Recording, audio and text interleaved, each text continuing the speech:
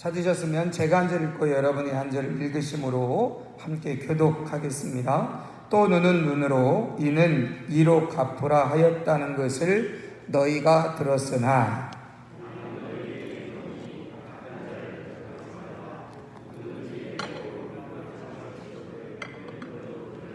또 너를 고발하여 속옷을 가지고자 하는 자에게 겉옷까지도 가지게 하며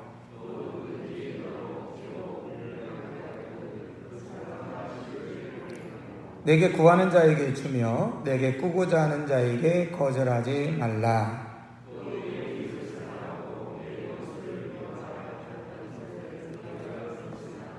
나는 너희에게 이르노니 너희 원수를 사랑하며 너희를 박해하는 자를 위하여 기도하라.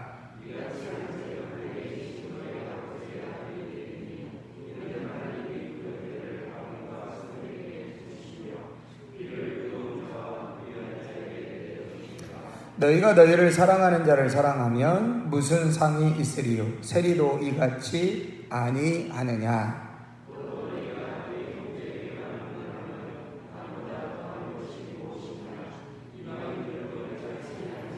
다 같이 읽겠습니다. 그러므로 하늘에 계신 너희 아버지의 온전하심과 같이 너희도 온전하라. 아멘. 오늘도 이 일부 임재회에 나오신 여러분에게 우리 주님 예수 그리스도의 은혜와 평강이 함께 하시기를 축복합니다. 새벽에 마태복음의 말씀을 살펴보고 있습니다. 오늘 마태복음의 흐름에 따라서 오늘 마태복음 5장 38절에서 48절에 있는 말씀 가지고 너희도 온전하라 라고 하는 제목으로 오늘 일부 예배 같이 함께 은혜를 나누도록 하겠습니다. 성경을 읽다 보면 은혜가 되어지는 말씀도 있고, 야, 이게 참 좋은 말이다. 야, 이 말은 꼭 내 말이 됐으면 좋겠다 하는, 그렇게 읽자마자 우리의 생각과 우리의 마음 속에 이렇게 하고 싶다. 참 이게 좋은 말이다. 이 말씀이 내 말씀이 됐으면 좋겠다 라고 하는 말씀도 있는가 하면, 정직하게 어떤 말씀은 야, 이 말씀은 좀 부담된다.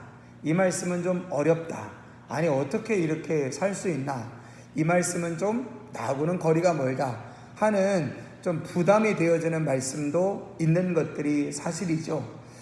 그래서 좋은 방향은 아니지만, 사실 우리가 성경을 기억하거나 어떤 성경 말씀을 암송할 때 주로 부담이 되거나 좀 나하고는 거리감이 느껴지는 말씀보다는 이 말씀이 꼭 내 말씀이 됐으면 좋겠다. 야, 이 말씀은 그냥 읽는 것 자체로만도 은혜가 된다 라고 하는 말씀들을 우리는 주로 기억하거나 주로 이제 암송하는 경우들이 많이 있고요. 심지어는 성경에 이렇게 형광펜으로 색칠을 하시는 분들이 있지 않습니까? 근데 보면 이렇게 색칠을 해놓은 말씀들을 보면 주로 그 말씀이 내 말씀이 됐으면 좋겠다. 네가 어디로 가든지 내가 너와 함께 할 것이다. 이삭이 거부가 되었다. 이런 말씀에 빨간 밑줄을 치고 내가 형통하게 하리라. 이 말씀을 이렇게 빨갛게 쳐서 그 말씀이 내 말씀이 됐으면 좋겠는 말씀들에 우리가 좀 집중하는 경우들이 있는 것들을 보게 됩니다. 그러나 창세기 1장 1절의 말씀부터 요한계시록 마지막 절에 있는 말씀, 모든 말씀이 다 하나님의 말씀이고, 모든 말씀이 다 귀한 말씀이고, 또 모든 말씀이 우리가 그 말씀 앞에 서야 되는 말씀이라고 하는 사실들을 우리는 다시 한번 기억해 봐야 될 필요가 있지요. 그런데 오늘 우리가 읽으신 마태복음 5장 38절에서 48절에 있는 말씀은 사실 이 말씀이 내 말씀이 됐으면 좋겠다라고 하는 그런 뉘앙스의 말씀이라기보다는 참 어렵다. 이 말씀은 참 부담된다. 어떻게 이렇게 할 수 있는가? 라고 하는 말씀에 대한 느낌을 확실하게 받는 말씀 중에 바로 하나입니다. 결론에 나와 있는 말씀도 그렇죠. 48절에 그러므로 하늘에 계신 너희 아버지의 온전하심과 같이 너희도 온전하라 라고 하는 이 말씀을 듣고, 오늘 설교 제목도 너희도 온전해라 라고 하는 이 말씀을 들으면, 아니 어떻게 우리가 온전해질 수 있나? 늘 부족하고 늘 연약한데 우리가 어떻게 온전할 수 있나? 예수님 좀 너무 과장되게 말씀하시는 것 아닌가라고 하는 생각이 들 만큼 이 말씀은 사실 우리에게 부담이 되어지는 말씀인 것은 사실입니다. 그럼에도 제가 마태복음 1장부터 쭉 말씀을 드릴 때마다 종종 말씀을 드리는 이유가 뭐냐면, 이 말씀을 우리에게 주실 때 도대체 왜 이 말씀을 주셨는가, 도대체 왜 주님께서 이런 말씀을 하셨는가 라고 하는 부분들을 우리가 궁금해하면서 성경을 읽을 필요가 있다는 거예요. 그러니까 예수님이 이렇게 말씀하신 의도가 있겠다, 예수님이 이렇게 말씀하시는 본질적인 의도, 본래의 의도가 있을 것이다 라고 하는 것을 우리가 궁금해하고 생각하면서 성경을 읽는다면, 예수님이 이런 의미로 말씀하셨구나. 그냥 온전해라. 아니 어떻게 우리가 온전해지?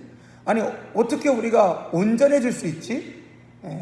그렇게 그 말씀을 그냥 멀리하고 이 말씀은 어렵고 힘든 말씀이야 하고 제쳐두는 말씀이 아니라, 이런 의미로 말씀하셨구나 라고 하는 것들을 우리가 알아가고 깨달아 간다면 그 말씀 앞에 조금 더 가까이 가고 그 말씀이 조금 더 우리를 향하여 가까이 올 수 있게 되어지는 은혜를 경험하게 될 것이다 라고 하는 사실입니다.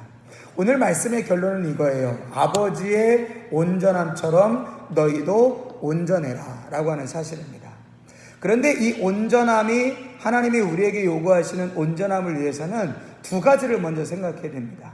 두 가지를 생각해야 되는데, 첫 번째는 뭐냐면, 아버지께서 온전하신 것처럼 너희도 온전해라 라고 하는 이 말씀은 우리가 그 온전함을 위해서 노력을 해야 된다라고 하는 말씀을 하는 건 아니에요. 그러니까 온전해지기 위해서 무엇인가 열심히 노력하고 무엇인가 열심히 해야 우리가 온전해질 수 있다라고 하는 의미의 말씀은 아니라는 사실입니다. 레위기 19장 2절의 말씀이 내가 거룩하니 너희도 거룩하라 라고 하는 말씀이 있죠. 그 말씀과 이 마태복음 5장 48절에 내가 온전하니 너희도 온전해라, 아버지께서 온전하신 것 같이 너희도 온전해라 라고 하는 이 말씀은 서로 일맥상통하는 말씀입니다. 제가 레위기 19장 2절의 말씀을 이렇게 말씀을 드리면서 어떤 말씀을 드렸냐면, 우리가 거룩해지기 위해서 무엇을 할 수 있는 게 아니라는 거예요. 거룩은 우리가 예배를 드려서 거룩해지는 게 아니고, 기도해서 거룩해지는 게 아니고, 우리가 열심히 봉사해서 거룩해지는 게 아니라는 겁니다. 거룩은요, 우리의 인간의 노력과 인간의 어떤 열심과 행위로 인해서 도달할 수 있는 영역이 아니에요. 거룩은 어떻게 해야 우리가 경험할 수 있냐면, 하나님이 우리와 함께 하실 때 우리 안에 경험되어지는 결과가 뭐냐면 그게 거룩이에요. 그래서 우리가 거룩해지는 방법은 하나님이 나와 함께 하셔야 됩니다. 그러니까 하나님이 내 삶 가운데 임재해 주셔야 그게 거룩해지는 거예요. 그러니까 내가 막 예배를 드리고 내가 막 열심히 기도를 하면 느낌은 이렇잖아요. 1시간, 2시간 기도하고 나면 내가 왠지 거룩해진 것 같고 뭔가 세상에 떼묻은 내가 아니라 정말 거룩해지는 그런 느낌을 받고 그렇지 않습니까? 근데 그건 내가 기도했기 때문에, 내가 뭔가 열심히 2시간, 3시간 기도했기 때문에 경험되어지는 것이 아니라요, 그 기도 가운데 하나님을 경험했기 때문에 내가 거룩을 경험하는 겁니다. 그래서 거룩은요, 내가 막 아둥바둥 열심히 노력해가지고 다다르는 결과, 그게 거룩이 아니라 하나님이 내 안에, 하나님이 내 삶 속에, 하나님이 내 마음 속에 거하시고 임재하실 때, 그러면 자연스럽게 나타나는 현상이 그게 거룩이에요. 거룩. 그러니까 내가 거룩하니 너희도 거룩하라 라고 하는 이 말씀 안에는 하나님의 의지가 담겨져 있는 겁니다. 내가 너를 거룩하게 하겠다라고 하는 하나님의 의지가 담겨져 있는 거예요. 이 말씀과 똑같이 마태복음 5장 48절에 내 아버지가 온전하심과 같이 너희도 온전해라 라고 하는 이 말씀도 동일한 것입니다. 우리가 온전해지기 위해서 막 노력해서 온전함에 딱 다다르는 게 아니라 그렇다면 우리는 온전해질 사람이 아무도 없어요. 아시잖아요. 우리가 온전해질 수 없는 사람이라는 거 여러분 아시잖아요. 아버지가 온전하심처럼 너희도 온전하라 라고 하는 말씀을 듣고, 아 그래 내가 온전해야지, 내가 온전해지려면 뭐 해야지? 그래 열심히 예배드려야지, 성실히 예배드려야지, 기도 2시간 3시간씩 해야지, 그래서 온전해지는 것이 아니라 하나님 아버지의 거룩하심이 우리 안에 경험되어지면 우리가 거룩해지듯이 하나님 아버지의 온전하심이 우리 안에 경험되어지면 우리 안에 온전함이 드러나고 나타나게 되어진다라고 하는 사실입니다. 그래서 예수님은 구약 성경에는 내가 거룩하니 너희는 거룩해라 라고 말씀하셨다면, 예수님은 이 모든 원리를 무엇으로 말씀하셨냐면, 예수님이 복음을 전하시기 전에 세례 요한이 먼저 복음을 전하셨죠. 그 세례 요한이 전한 복음의 핵심은 이겁니다. 회개하라, 천국이 가까이 왔다. 근데 예수님은 뭐라고 말씀하셨냐면 똑같이 말씀하셨죠. 회개해라, 천국이 가까이 왔다. 그러다가 뭐라고 말씀하셨냐면 하나님의 나라가 이미 너희 안에 임했다고 말씀하십니다. 그러니까 예수님이 말씀하시는 것은 하나님의 나라가 너희 안에 임한다면, 하나님의 나라는 하나님이 통치하시는 것이거든요. 우리의 삶에 하나님의 통치를 경험하게 되면 우리의 삶에 무엇이 드러나냐면 온전한 삶이 드러난다는 거예요. 그럼 온전하다는 건 뭐냐? 뭘 해도 실수 없이 퍼펙트하게 완전하게 드러나는 거냐? 그게 아니라 그건 나중에 말씀을 드리고 두 번째 기획해 드릴 게 있어요. 두 번째로.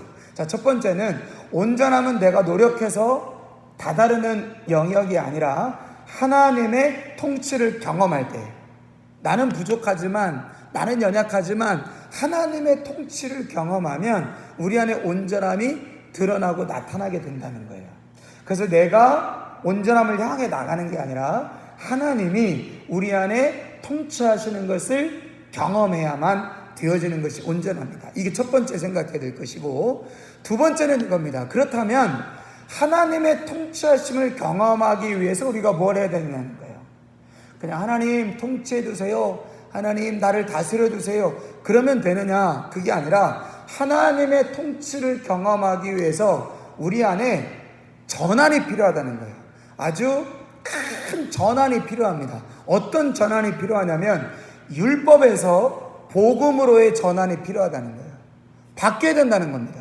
그래서 예수님이 뭐라고 말씀하시냐면 이 말씀을 하시는 겁니다. 38절에 이렇게 말씀하세요. 또 눈은 눈으로, 이는 이로 갚으라 하였다는 것을 너희가 들었으나. 여러분, 율법의 정신의 핵심 그러면 이겁니다. 눈은 눈으로, 이는 이로. 이게 율법의 중요한 핵심이에요. 이게 무슨 얘기냐면 율법에 보면 이렇게 되어 있습니다. 남의 것을 도둑질한 사람은 그 도둑질한 것을 그대로 갚아줘야 돼요. 그대로. 그러니까 내가 예를 들어서 다른 사람의 것을 10,000원을 훔쳤잖아요. 그러면 그 도둑질한 사람은 그 사람에게 10,000원을 그대로 갚아줘야 됩니다. 갚아줘야 돼요. 또 내가 누군가를 죽였잖아요. 살인했잖아요. 그러면 다른 사람의 목숨을 해한 사람은 목숨으로 갚아야 돼요. 누군가가 내가 소유하고 있는 소에 다리를 다치겠어요. 오른쪽 다리를 부러뜨렸단 말이에요. 다른 사람이 내 오른쪽 다리를. 그러면 그 사람을 찾아가서 그 사람의 가지고 있는 소의 오른쪽 다리를 그대로 부러뜨려야 돼요. 이게 뭐예요? 이게 율법의 핵심입니다. 율법의 핵심. 그러니까 누군가가 내 오른쪽 다리를 부러뜨렸다면, 일부러 내 오른쪽 다리를 부러뜨렸잖아요. 그러면 가서 똑같이 네가 내 오른쪽 다리를 부러뜨렸지 오른쪽 다리 내놔. 그래서 오른쪽 다리를 부러뜨려야 돼요. 그게 하나님의 명령이에요. 그러면 그렇게 오른쪽 다리 부러뜨리고 양심의 가책을 받아야 돼요, 안 받아야 돼요?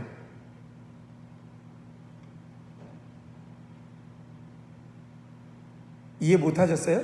하나님이 뭐라고 말씀하셨냐면 누가 네 오른쪽 다리를 부러뜨렸으면 그 사람을 찾아가서 똑같이 오른쪽 다리를 부러뜨리라는 거예요. 그게 하나님의 명령이라니까요. 그러면 여러분 내 오른쪽 다리 부러뜨린 사람한테 가서 오른쪽 다리 꼭 하고 부러뜨리고 나서 여러분 양심의 가책 받아야 돼요, 안 받아야 돼요? 안 받죠. 하나님의 명령인데. 하나님이 그렇게 하라고 하셨어요. 그게 율법이에요. 이상하세요? 안 이상해요. 절대 안 이상해요. 그게 율법이에요. 그래서 예수님 말씀하시는 거예요. 너희가 눈은 눈으로, 이는 이로. 누가 내 오른쪽 눈을 상하게 했으면 그 사람의 오른쪽 눈을 상하게 해라. 누가 네 이를 5개를 부러뜨렸으면 너도 똑같이 이 5개로 부러뜨려라. 이게 율법의 정신이라고 너희가 배웠다는 거예요. 근데 여러분, 이 율법의 정신 안에는 어떤 메시지가 있냐면 이런 겁니다. 누가 내 오른쪽 다리를 부러뜨렸으면 똑같이 오른쪽 다리를 부러뜨려라 라고 하는 것이 율법의 정신이라는 것은 뭘 말하냐면요, 사람은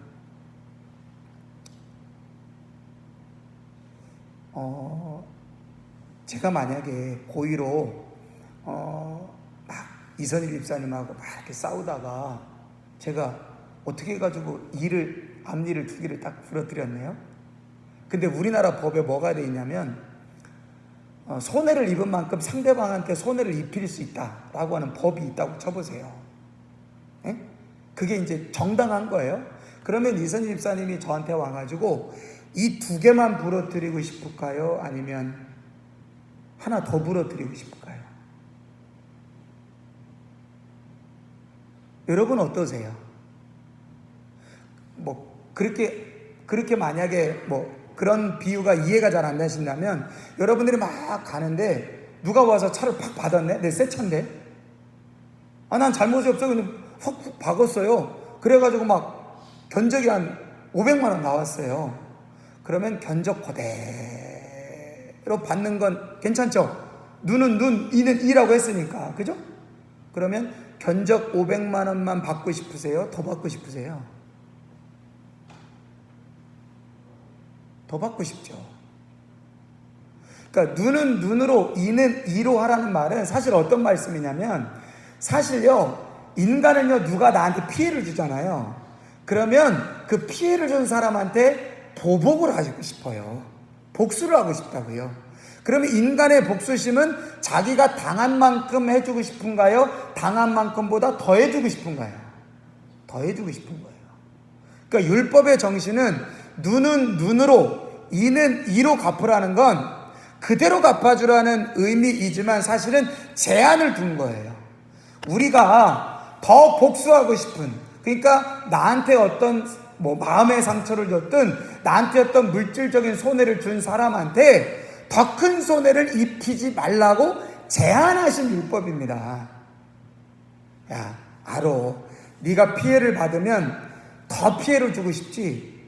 네가 피해 받은 만큼보다 더 피해를 주고 싶지. 사실 그게 언제 나타나냐면 이 사람이 나하고 아주 사이가 좋아요.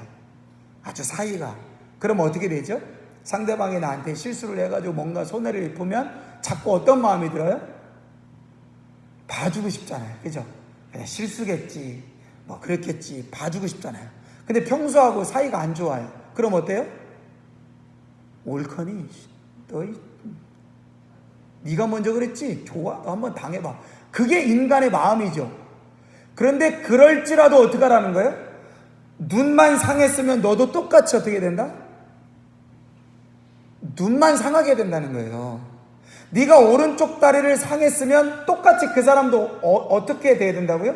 오른쪽 다리만 상해야 된다는 거예요. 그러니까 경계를 정해놓으신 거예요. 한계를 정해놓으신 거예요. 그래서 율법의 정신은요, 네가 받은 대로 그대로 해줘라가 아니라 어쩌면 우리 안에 상대방에게 더 갚아주고 싶고 상대방에게 더 큰 손해를 주고 싶어하는 그런 인간의 복수심을 하나님이 차단시키는 것이 율법의 정신입니다. 그러니까 성경에 봐봐, 눈은 눈으로, 이는 이로 하라고 그랬어. 이게 하나님의 율법이야. 너도 한번 당해봐. 이렇게 하는 건 율법의 정신이 아니에요. 오히려 하나님이 그걸 제한하신 거예요. 제한하신 거예요. 그게 율법이다. 그러니까 마태복음 5장에 보면 살인하지 말라고 들었으나 율법이죠. 근데 예수님 뭐라고 말씀하시냐면 형제를 향하여 바보라고 욕하는 자마다 이미 살인한 사람이다. 너희가 간음하지 말라고 말씀을 율법에 있지만 음욕을 마음에 품으면 이미 간음한 것이다. 너희가 눈은 눈으로 이는 이로 갚으라고 하는 율법을 들었으나 나는 너희에게 이렇게 말한다. 뭐라고 말하냐면, 자, 어떤 사람이요 오른뺨을 대요. 오른뺨을 때렸습니다. 에? 누가 내 오른뺨을 딱 때렸습니다. 그럼 율법은 어떻게 되죠? 율법의 정신으로는 똑같이 오른뺨을 때려도 되죠. 근데 똑같이 오른뺨을 때려도 되지만 더 세게 때리면 돼요, 안 돼요? 안 돼요. 그만큼만 때리도록 제한한 거예요. 우리 이 승질나는데 잘 건드렸어. 너 일로 와. 안 그래도 내가 누구 열받아 죽겠는데 네가 너 먼저 때렸지? 내가 너 때린 거 아니다. 네가 나 먼저 때린 거다. 정당방위다. 일로 와. 그러고서 나는 이렇게 맞았는데 때릴 때는 이렇게 때리면 돼야 안 돼요? 안 됩니다. 그게 율법의 정신이에요. 그런데 예수님은 그 율법의 정신에서 바꾸라는 거예요. 어떻게 바꾸냐면, 자, 맞았어요? 그럼 어떻게 하라는 거예요? 왼뺨 베라는 거예요. 어떻게 한 대 더 때려보려? 그럼 그 사람이 때릴까요? 안 때릴까요? 때리면 이제 그 사람하고는 적당히 멀리 해도 되고요. 그런 사람하고는 한 대 더 때릴려?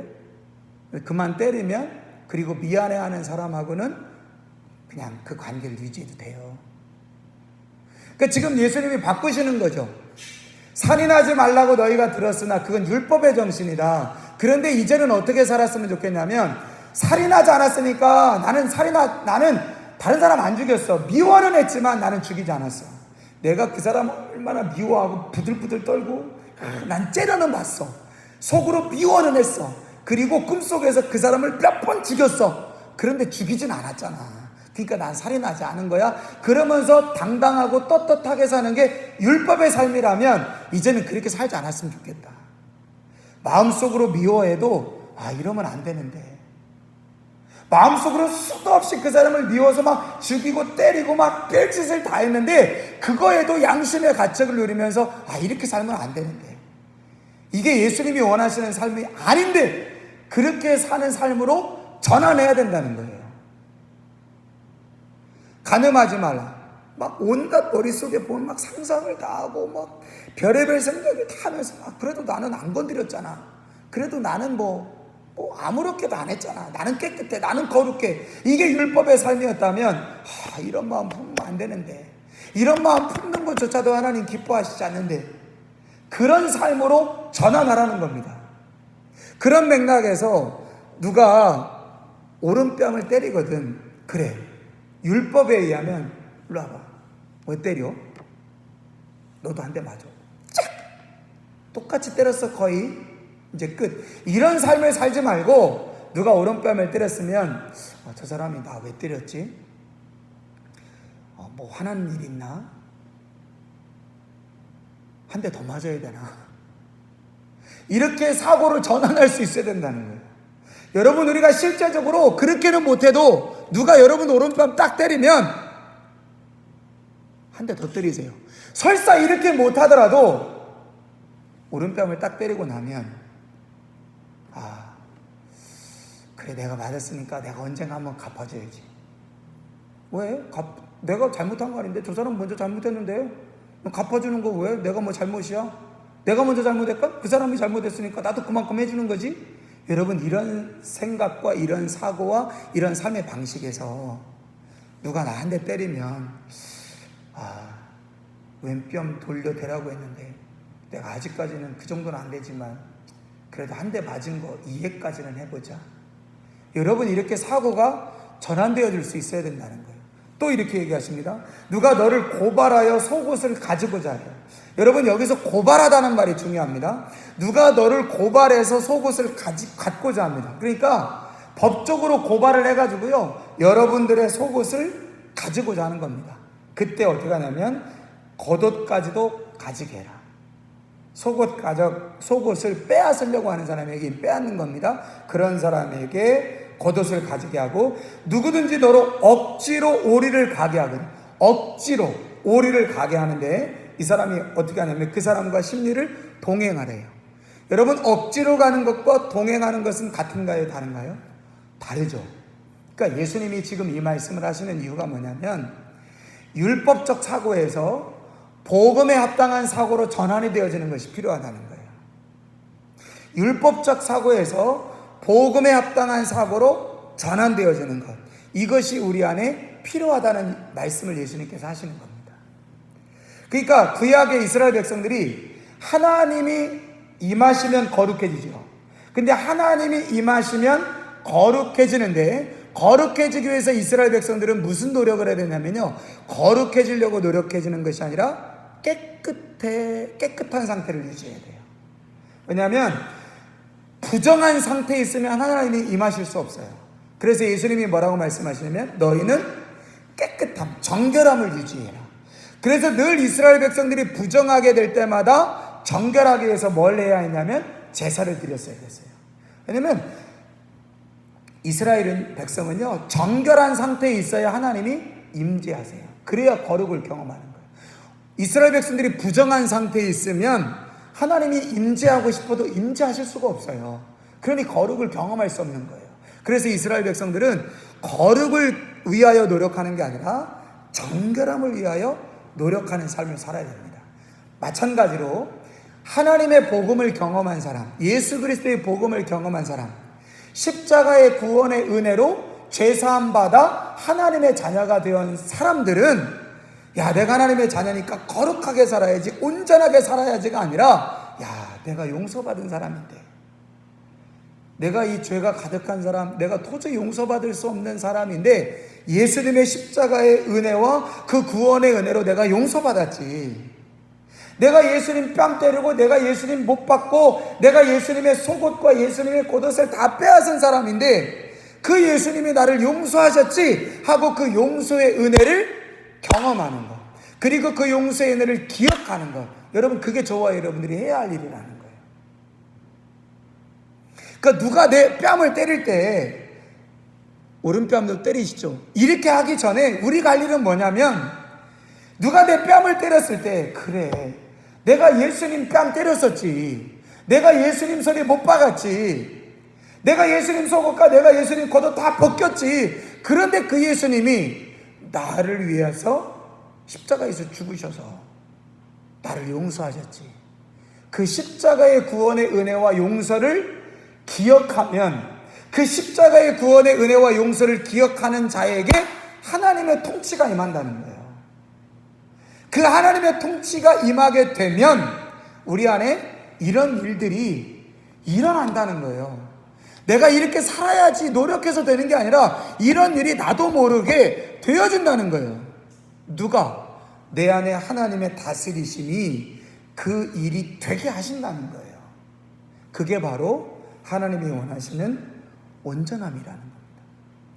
그런데 이렇게 너희 아버지가 온전하심처럼 너희도 온전하. 아니, 우리가 왜 그런 삶을 살아야 돼요?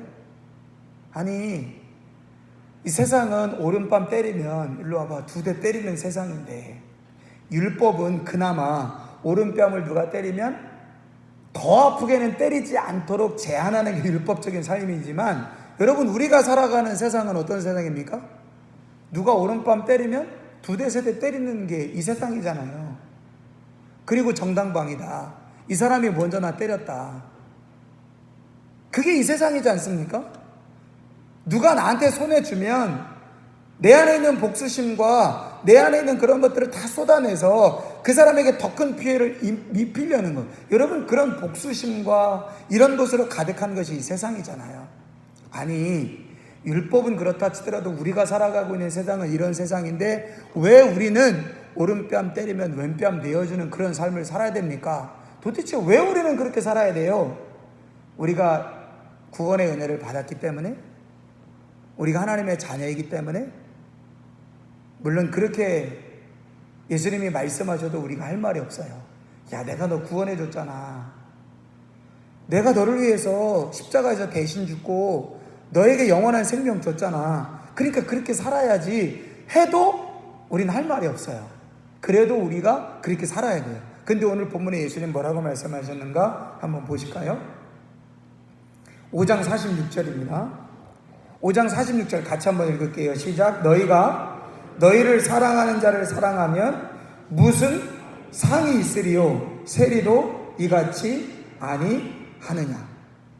자, 너희가 너희를 사랑하는 자를 사랑하면 무슨 상이 있겠느냐? 여러분, 이 말씀을 거꾸로 말하면 이런 말씀이죠. 너희가 너희를 사랑하는 자를 사랑하면 무슨 상이 있느냐? 상이 있다는 얘기예요, 없다는 얘기예요? 없다는 얘기죠. 그러니까 누가 너를 사랑해 주는데 너를 사랑해 주는 사람을 네가 사랑하면 그 사랑에는 상이 있다는 얘기예요, 없다는 얘기예요? 없다는 얘기입니다. 그런데 이 말을 거꾸로 말하면 너희를 사랑해 준 사람을 너희가 사랑하면 상 없다. 이방 사람들도 그렇게 한다. 그런데 너희가 원수를 사랑하면 뭐가 있다는 얘기예요? 상이 있다는 얘기입니다. 상이 있다는 얘기예요. 그러니까 오른뺨을 맞았을 때 왼뺨을 내어내고, 누가 속옷을 억지로 가져갈 때 겉옷을 내어주고, 억지로 오리를 가자고 할 때 심리를 동행해주는 삶을 사는 사람에게는 뭐가 있다는 얘기입니까? 하나님의 상이 있다는 얘기예요. 그러니까 야, 내가 너를 구원해줬는데 그 구원이 얼마나 귀하고 큰 줄 아냐. 그러니 마땅히 이런 삶을 살아야지. 그래도 우리는 할 말이 없어요. 그래도 우리는 그렇게 살아야 돼요. 근데 예수님이 오늘 뭐라고 말씀하시냐면, 너를 사랑해주는 사람들만 사랑하고 너를 좋아해주는 사람들만 좋아하고 살아가면 상이 없다. 근데 혹여라도 너를 좀 미워해서 너하고 좀 안 좋은 감정이 있어서 누가 너의 오른뺨을 때리는 사람한테 왜 때려? 내가 이 세상의 방식은 아니더라도 그래도 율법에 근거하여 내가 맞은 만큼은 너를 때려야 되겠다. 그게 율법이니까, 율법에 허락했으니까 이거 봐봐. 그래도 내가 너를 때리려고 하다가 너보다 내가 100을 맞았는데 혹이라도 102만큼 때릴 수 있으니까 내가 힘을 살짝 뺄게. 그래서 한 90만 때릴게. 이거 잘못 아냐? 이는 이, 눈은 눈으로 그렇게 하라고 했어. 이런 삶을 살지 말고, 누가 오른뺨 때리거든, 누가 오른뺨을 딱 때렸을 때 예수님의 십자가의 은혜를 기억하며 내가 그 사람에게 오른뺨을 내야 되겠다라는, 오른뺨을 냈으니까 왼뺨 내어줘야지, 내 의지로 하는 게 아니라 그 순간 예수님이 나를 위하여 뺨 맞으시고 속옷과 겉옷 내어주시고 우리의 삶과 자발적으로 동행해 주신 그 십자가의 은혜를 우리가 기억하고 경험하면 그 순간 하나님이 우리 안에 임하셔서, 하나님의 영이 임하셔서 나로 하여금 그렇게 되게 하신다는 거예요. 좀 우습게 얘기하면 맞았어요. 그리고 나면 하나님의 영이 내 안에 임하면 맞기 싫은데 뺨은 가는 거예요. 말하기 싫은데 어떻게 한 대 더 때려볼게요? 왜냐면 나는 그렇게 말하고 싶지 않은데 그냥 하나님의 영이 나를 다스리니까, 하나님이 나를 주장하시니까 내 의지와 상관없이 어떻게 한 대 더 때려볼려? 라는 게 되어지는 것이죠. 그렇게 되어지는 삶에 대해서 하나님이 뭐라고 말씀하시냐면 상을 주신다는 거예요. 상을. 여러분은 우리가 이런 상 받아야 됩니다. 이런 상이요. 하나님 앞에 정말 받고 싶은 상이 이런 상이어야 된다는 거예요. 이런 상급. 하나님이 이런 상급 주시고 싶다는 거예요. 우리가 이런 상 받아야죠. 부모가 자식을 기르는데 부모님이 자식들이 받았으면 좋았던 상이 있지 않습니까? 공부 잘하는 우등상, 개근상, 그 다음에 착한 어린이상, 그림을 그리면 미술상, 음악을 하면 음악 재능상, 이런 거 받고 싶죠. 그죠? 근데 맨날 아들은 무슨 상 받아오냐면 때리기 대회 1등, 거짓말 대회 1등, 쉬지 않고 욕하기 대회 1등, 이런 것만 상 받아와요. 엄마, 나 상 받았다. 무슨 상? 쉬지 않고 욕하기 대회 1등. 엄마, 나 상 받아왔네. 뭔 상?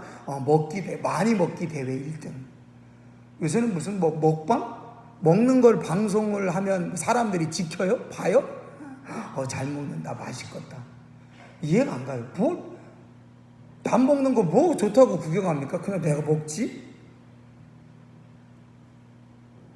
맛있게 먹게 되는 좀 그럴 수 있다고 봐요. 뭐 많이 먹게 돼. 이런 상 받아오면 여러분 기분 좋으세요?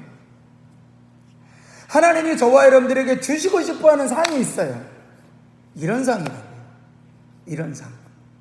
상 받기를 원하신다는 거죠. 너희가 너희를 사랑하는 자를 사랑하면 무슨 상이 있으리요? 세리도 이같이 아니하느냐. 원수를 사랑하면 오른뺨 맞았을 때 왼뺨 대면 상이 있다.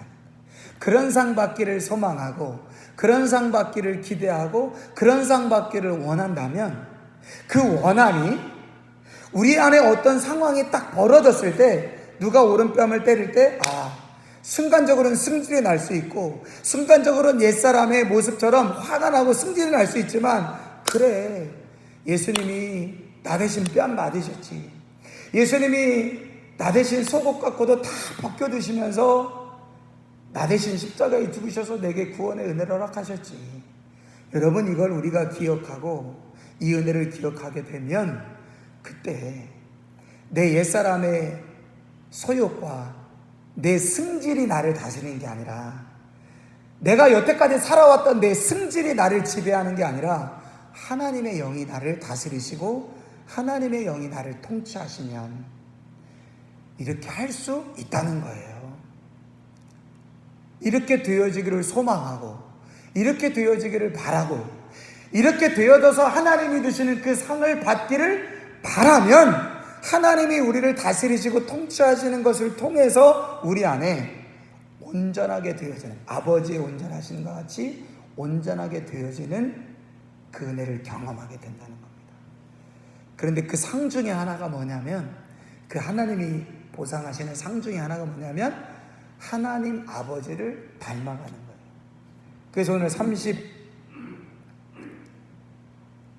45절에 이렇게 되어 있습니다. 이같이 한즉 하늘에 계신 너희 아버지의 아들이 되리니.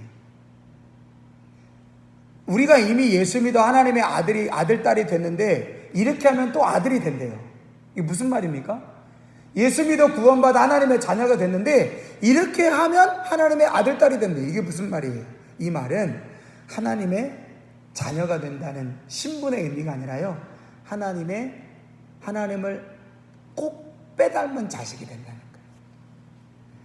여러분 어떤 부모 자식이나 어떤 이렇게 부모 자식은 처음 봤는데도 알아요. 그죠? 이 아들이고 딸이구만. 알아요. 그죠? 저도 여기 처음 왔을 때 몇 분들은 딱 알았어요. 이 엄마다. 아빠다.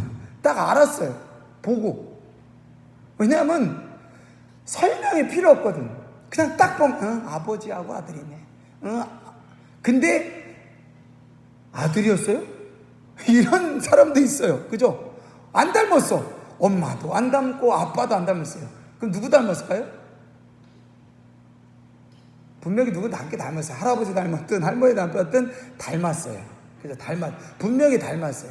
여러분 우리가 하나님의 아들, 딸이라면 분명히 누구 닮아야 돼요? 하나님 닮아야죠. 제가 마태복음 5장에 쭉 앞에 말씀드릴 때 그런 말씀 드린 적이 있습니다. 예수 믿는 사람 맞아? 예수 믿는 사람 맞아? 이건 좀 그래도 양반이에요. 교회 다니는 사람 맞아? 이건 심각하잖아요. 아니 아들 맞아? 아들 맞아. 내 아들이요. 근데 왜 안 닮았어? 엄마 닮았어. 근데 엄마 봤더니 붕어빵이에요. 그래야잖아요. 아니 딸 맞아? 왜 안 닮았어? 우리 딸 희한해. 엄마 아빠를 안 닮았어. 그럼 누구 닮았어? 할머니 닮았어. 진짜? 할머니 데려왔더니 할머니랑 팍팍이에요. 그래야 자식이잖아요. 아니 우리가 어떤 부분에서는 참 부족하고 연약하지만 예수 믿는 사람 맞아? 그런 어떻게 보면 비난과 그런 어떤 이야기를 들을 수는 있어요. 그렇죠? 근데 한편으로는 보면 저 사람 예수 믿는 사람 맞네. 이걸 보니까 예수 믿는 사람 아닌 것 같지만 요거 보니까 예수 믿는 사람 맞네. 아직은 좀 요건 부족하구나. 근데 요거 보니까 예수 믿는 사람 맞구만. 아니 나는 그렇게 할 때는 예수 믿는 사람 안 같았어?